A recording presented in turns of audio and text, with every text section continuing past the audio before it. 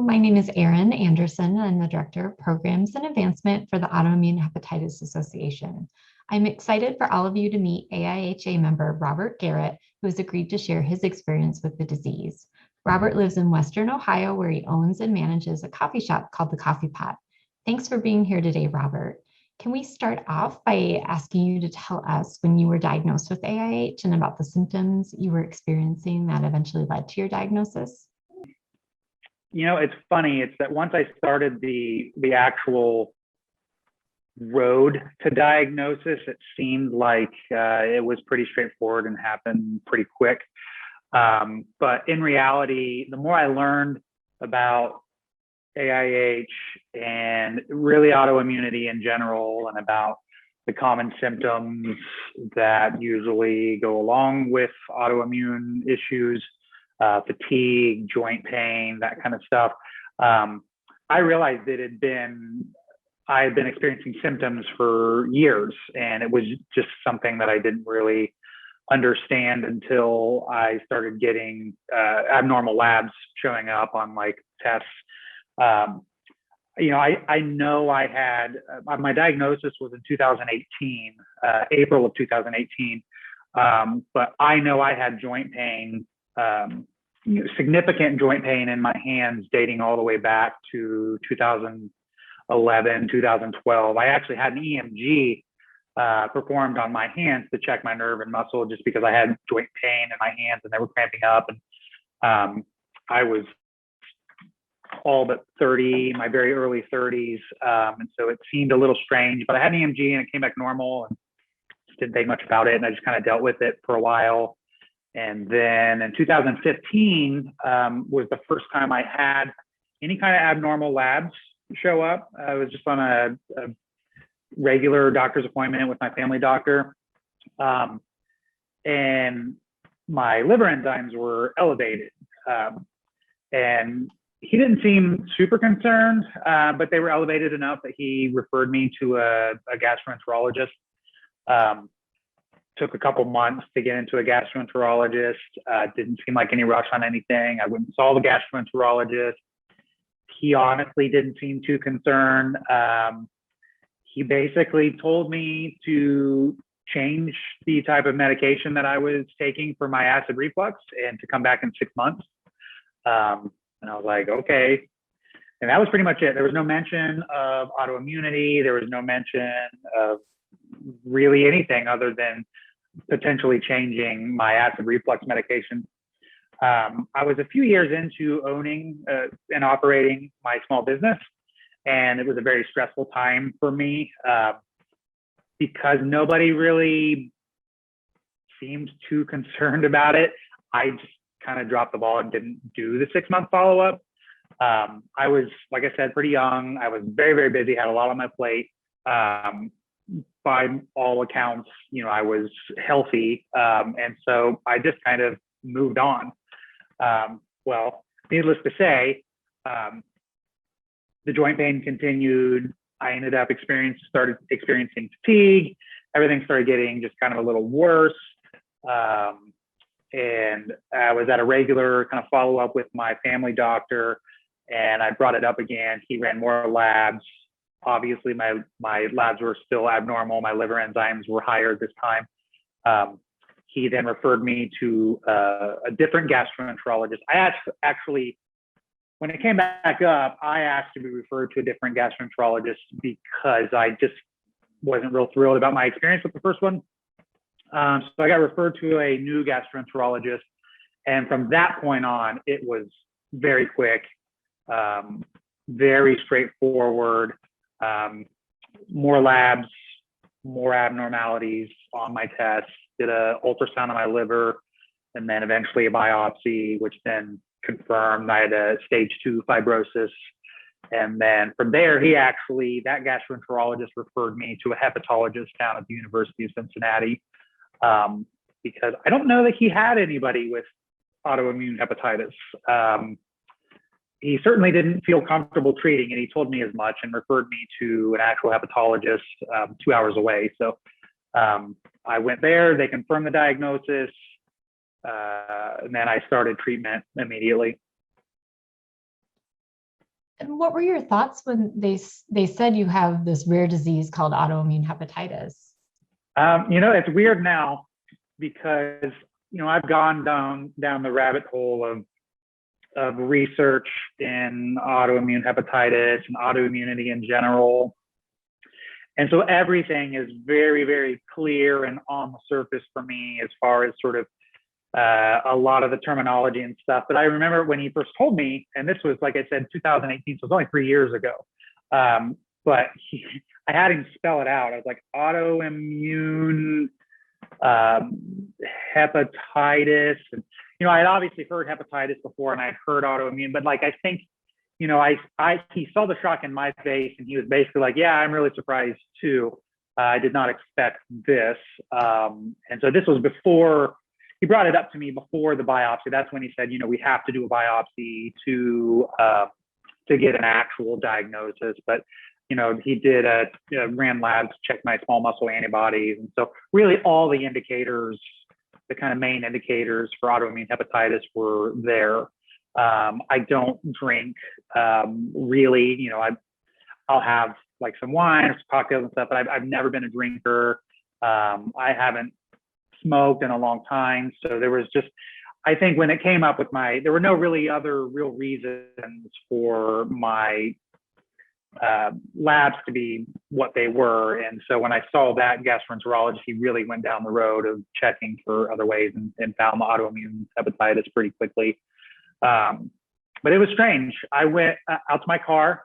I looked it up on my phone, and the initial results when you look up something like autoimmune hepatitis are not great. So I immediately started. I was immediately concerned about my lifespan, about all these other things. It was just all so new. And I think with a lot of people, by the time they start experiencing like real symptoms specific to autoimmune hepatitis, like jaundice or something like that, I think the diagnosis happens at a lot later stage in a lot of people's situations than it did in mine. And so by that point, people are already really, really far down this road towards liver failure or needing a liver transplant. And luckily for me, that just wasn't the case. But when you first look it up, a lot of like the questions that are being answered are like lifespan questions on autoimmune hepatitis. So once I kind of got a better sense of where I was at in the disease, and once I started responding well to treatment, obviously things got a little better. It's still, but yeah. As you know, AIH is predominantly a female disease. About 90% of patients are female. It must be challenging in some respects to be a rare subset of a rare disease. Have you ever met another man with the disease? I've met one other person in person who has autoimmune hepatitis, and he happens to be another male. I'm certainly aware of the statistics, and when I started researching it, that was something that came up quite a bit. I'm not sure. I'm not sure that it's affected my experience so far. Really, it's such a rare disease that when I bring it up to people in general, nobody knows what it is anyways. So I'm not sure that it's affected my experience so far. You've had the disease for about 4 years now. How are you feeling today? And do you continue to have any symptoms? I'm doing fairly well. It's been an interesting road, but mostly I'm doing well. Some joint pain, fatigue is probably the biggest part of it. Owning and operating a small business can result in a lot of long days and a lot of long stretches between days off. Sometimes are better than others. Right now it's pretty decent, but a month ago it was really bad. I was working 70 hours a week, 7 days a week. And to be quite honest, it just really, when my stress level is up and I'm working a lot, it just really wears me out now. There are days where I would come home and I would just go straight to the couch or go straight to bed and just be out pretty much all day or a day or two. So the biggest part for me is just trying to manage my schedule the best I can, and just try to manage my stress level, which has been a pretty interesting exercise, really being proactive and looking at things that are stressors to you and trying to determine whether or not that's something that you can even control. And I feel like I've made a lot of headway the last couple of years in identifying certain things, and honestly, just being very mindful about them, and just trying to avoid things that I know are stressors, triggers for stress. That's great that you've been able to find some ways to avoid those stressful situations. I think that's really key for patients. Yeah. You mentioned you own and operate your own coffee shop. Can you tell us a little bit about your work and how the disease has maybe impacted your work at all? Yeah. So we've been open almost 10 years. So we're pretty far into it. And sometimes it's better, sometimes it's worse. As far as I like to tell people, there are times where I'm running the business, and then there are times where the business is running me.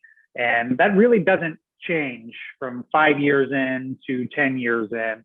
The balance of that may change, but I don't have a huge turnover rate for employees. Most of my employees have been there for a really long time, which is really helpful.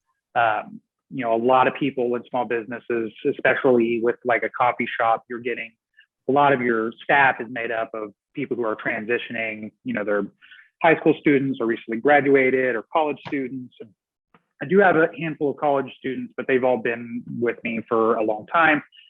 They work as much as they can when they can, and then when school's in, they sort of cut back on their hours. So it can be just a bit of a balancing act, trying to, especially with a coffee shop, we're open 7 days a week. We're open from 6:30 in the morning till 7, sometimes 9 at night. And it can just be tricky if my scheduling isn't, if I don't have enough people covering all the shifts, like I'm the one who ends up covering all the shifts. And so financially, we're far enough in that things are pretty secure. Obviously, like finances of a small business are really frustrating for like the first 5 or 6 years. So that was always super stressful. But I mean, it's really just stress and long days, that kind of stuff. Are you a big coffee drinker yourself? Well, yes, I am. But I have learned really since my diagnosis, I've just been a little more cognizant of my caffeine intake and certain things. Another thing that I have dealt with over the last year pretty badly at times has been insomnia. I can go stretches where my sleep is terrible, really, really terrible, which is really, really bad for your immune system, for everybody. And I think when you're dealing with chronic illness, it just makes it that much worse. I notice when I'm not sleeping well, my stress level's higher. When I'm not sleeping well, my joint pain is worse, my fatigue is worse. And then there have been times where I start experiencing other symptoms that I just don't experience on a quote unquote normal basis. Neurological stuff, and just like more gastro stuff, like just stomach cramping and pains. And it's like, I've had enough time to really kind of, if you just really have to pay attention to your body and know, and just kind of try to identify those triggers, certain foods or stressors or stuff like that I was talking about earlier. A lot of patients report that they have struggled with poor sleep. So you're definitely not alone in that. But as far as a job goes, we know coffee is good for the liver. So if you're going to have a liver disease, you're in the right profession. Yes. Yeah. So I try to keep my caffeine in the morning, and then the rest of the day I typically drink decaf. What is the most important thing you've learned about this disease or ways to handle it? Well, I feel like in all my research, typically what you find, I feel like most everything that you find on the internet or in books or on podcasts, not all of it, but most of it is dealing specifically with the physical side of things, physical symptoms, pain, fatigue, that kind of stuff, and then how it affects your day, how the physical manifestations of the disease affect your day. And my experience has been so far that underneath all of it is all a mental exercise. Just getting a diet, just, going from, I was 38 when I was, 37 when I was diagnosed. And, I was up to that point. I went to my family doctor on occasion when I slept on my neck wrong and my neck was hurting for like 3 days. I'd get a muscle relaxer and then I'd go back to normal, or if I had a sinus infection, it wouldn't go away or something like that. So it was like in the matter of a couple months. So not only was I diagnosed with an autoimmune disorder, I discovered that my cholesterol was no good. My blood pressure was no good. And so along with the medication that I take from autoimmune hepatitis, I take azathioprine, Imuran, which a lot of people take. I have to, see a dermatologist. So I went from having like barely a family doctor to having a cardiologist, a gastroenterologist, a hepatologist, a dermatologist. And it really threw me for a loop mentally, especially the autoimmune hepatitis, of just the notion that my body could have been attacking itself for no apparent reason for who knows how long. And had we not caught it on labs, it just could have been so much worse. And so, it feels kind of strange because most people who see me on a daily basis wouldn't know that I have an autoimmune disorder, something that affects me daily, that it is a chronic disease that if left untreated could lead to liver failure and all kinds of other serious things. I have someone who sees me working all the time and he calls me the Energizer Bunny because it looks as though I'm just like, full of energy and just like, I just don't stop. And truth is, I really have no choice but to do that. But it really catches up with me. Usually the minute I get home or after a couple of weeks, it just really catches up with me. But I think sort of coming to terms with my mortality in that way of, it's not a death sentence, but at the same time, it is it's just strange. It's just a strange thing to wrap your head around. And I know anybody else with any kind of severe chronic condition can relate. And that's pretty much it.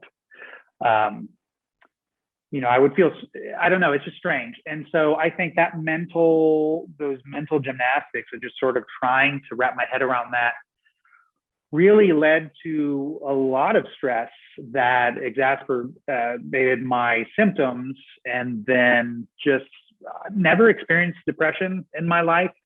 I've been down with everybody, but the last couple of years, and then it was me coming to terms with like, am I really depressed? Is this something that I'm like dealing with now? And so it's just been a roller coaster of emotion and sort of mental gymnastics, and just sort of even just taking medication every day.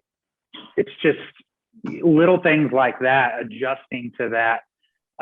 When I go on vacation, making sure I'm taking all my pills and everything. And Then obviously COVID hasn't helped, over the last year and a half of sort of both running my small business where I'm dealing with the public all the time, and then dealing with the health side of things, making sure that I'm staying in touch with my doctors and just kind of keeping up on all the new developments.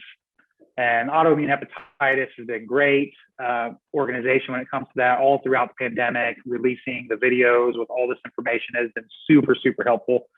Is there anything that you know now that you wish you had known when you were first diagnosed? What autoimmune hepatitis is, really, it's such a strange thing how little we pay attention to our bodies and how reactive our society is to health issues as opposed to being proactive. It's not like the information's not out there. It's just your typical American, at least in my experience in my area, it's just not something you think about. It's just not something you think about. And so I think I now have an awareness of my body, I know I keep kind of talking about stress and stuff like that, but that to me is really, really important. You can't help but wonder, had I been a little bit more proactive with, I know autoimmune hepatitis and autoimmunity in general isn't something that you catch or get. But, living a healthy life, and that's, both diet, exercise, managing stress, and getting really, really good sleep. All those things are really important to every human being on this planet. And it's just, I wish I had been paying a little better attention to those kind of things prior to my diagnosis, as opposed to learning I had a chronic health condition. And then it was like, well, what can I do? I'm not great at doing all those things all the time. I'm a very bad stress eater. So when I am super stressed, I automatically start craving food that I know I shouldn't eat, because I get a quick fix of endorphins. But I just think a better awareness of my body and just taking seriously the managing of stress and getting good sleep. We tend to put all this stuff off. We just keep kicking the can down the road until you learn that, okay, well, you can't kick this down the road anymore. If you don't start paying attention to these things and really doing something about them, you're not going to have a very long road to kick that can down anymore. So. Well, this has been a great conversation today, and I really appreciate you sharing your experience with the disease and your advice for other members. So thank you again. We really appreciate it. Thank you very much. I appreciate it. And I appreciate everything the Autoimmune Hepatitis Association does. It has been the single biggest help for me in sort of understanding my liver, my body, autoimmunity, and all that stuff. So it's been a great help to me. Thank you. Thank you.